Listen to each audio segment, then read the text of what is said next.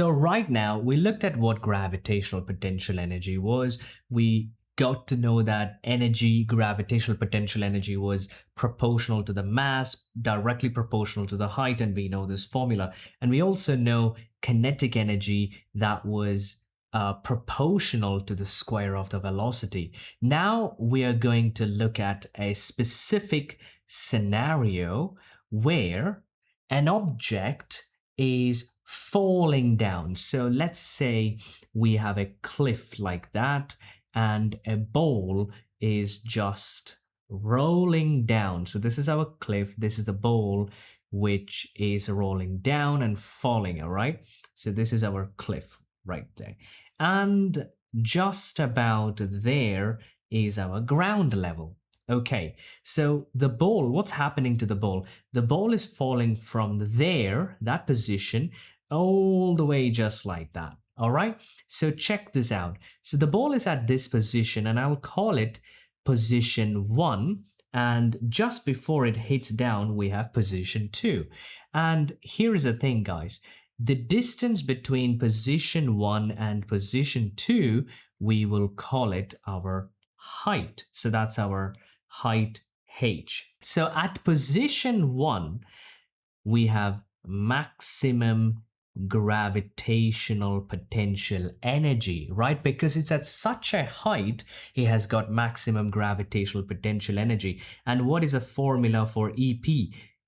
mgh. Okay, now check this scenario out. The ball is falling down like that, and it is here in somewhere in position 2. And in position 2, because it has been falling down, what happens? The height is reducing, isn't it? So therefore, the gravitational potential energy will reduce. But the kinetic energy, just before it hits the ground, it will have maximum kinetic energy. And what is the formula for kinetic energy? So EK equals mv squared divided by 2. Here we can observe there is a energy exchange happening. So check this out. I'm gonna draw some triangular wedges to show you this. All right, the green one, which I'm drawing right now, is representing gravitational potential energy, just like that. Do you guys see that? So here you see it's very broad over there. That means maximum gravitational potential energy. As you go down, as you go down, and as you go down, and as you go down, it's reducing. Energy is being converted to what? Kinetic energy. At the very top, we never had any kinetic energy. And right now, check this out, we have increasing kinetic energy. But if you look at the overall energy at the top, let's say here if you had 1000 joules, at the bottom as well you have 1000 joules, but it has been converted. If it converted at 100% efficiency. Did that make sense? This is the idea of energy conversion when something is falling down, or the other way around is something is going up as well. But based on this scenario, all right, the green triangle, the inverted triangle shows gravitational potential energy and the blue one shows kinetic. You can see maximum kinetic energy at the bottom here, maximum gravitational potential energy at the top, okay, just before it fall and just before it hit the ground. Now, let me rub off the triangles for now, but I want you guys to understand an important conversion which we are going to look at. You see, we say in this case, if we assume 100% energy efficiency, we say our gravitational potential energy got converted into kinetic energy, so therefore they must be equal, which means we can say mgh equals mv squared divided by 2. Right? This is the formula for gravitational potential energy. That's the formula for kinetic energy, and we can say they both are equal to each other.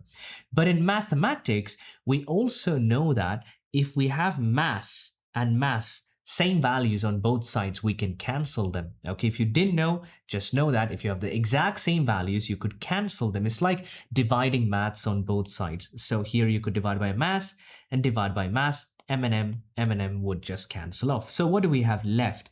We have GH equals V squared divided by 2. And I am just manipulating, I'm playing around with this formula. I'm going to multiply that 2 here. So can I write 2GH equals V squared? Okay, 2GH equals V squared. Now, there is something very important which we can look at here. Do you see this 2G, guys? 2G, that value. G is 9.8. So 2G is literally a number which is going to be constant, roughly about 20. It's never going to change on Earth because G is the gravitational acceleration on Earth. So 2G, that value is never going to change, which means really the height and the velocity are related. Right? Do you remember what is the relation? If the velocity, if the height quadruples, the velocity is double, okay? Because the velocity is squared, right? If the height is quadrupled, the velocity is double. Or we could say if the velocity is literally doubled, the height needs to be 4 times more. So my point here is we can say that the height is directly proportional to the square of the velocity, which means more height, more square of the velocity. There will be a straight line. What do I mean by this? This means if you draw a straight line, if you draw just like this h and v square, guys, it is always going to be a straight line like that. The mass does not matter. So here is another interesting thing. Here we spoke about a ball here. Whether the ball is really heavy, it is not going to affect by the speed. Okay, super important to understand. Say for example, 2 balls were dropped. One is heavier than the other. The speed with which it reaches does not depend on the mass. That's what the formula is telling us. It depends on the height, the velocity with which it will reach to position 2 depends on the height. Physics is very interesting in this way. Now, this is quite important. You can have past exam questions on this where a scenario is given where something is reducing height. We have gravitational potential energy equals to kinetic energy, where they have given to you mgh, and here we have mv square. So they possibly will give you the mass of the object. G is given to you, h is given to you. They can ask you to find v, telling you something has come down, find the velocity of it at that position. So there are past exam questions on this which I will be going through with you guys later on. But this is the basic understanding of this formula.